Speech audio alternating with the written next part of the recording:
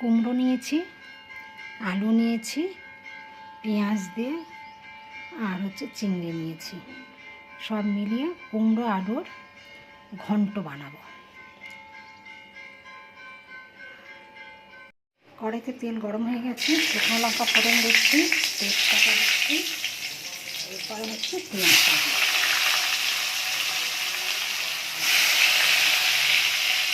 কাঁচা লঙ্কাও দিয়ে দিলাম।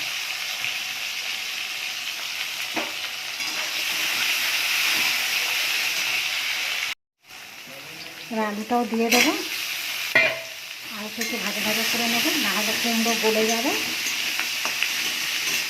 ঢাকা দিচ্ছি।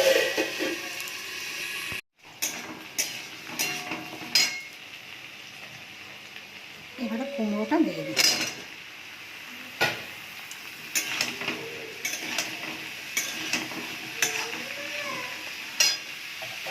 এটা ঢাকা দেবো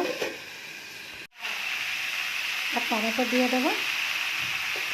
এখানে জিরের গুঁড়ো, হলুদ, লঙ্কা, নুন দিয়ে দিলাম, দিয়ে ভালো করে কষে নেব।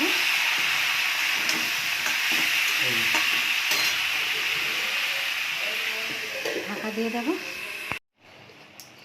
এবার চিনিটা দিয়ে দেবো।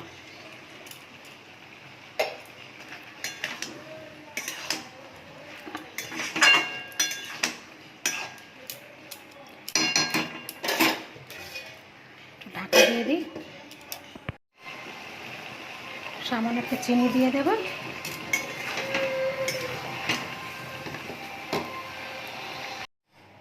কুমড়ো আলু চিংড়ির ঘন্ট হয়ে গেছে।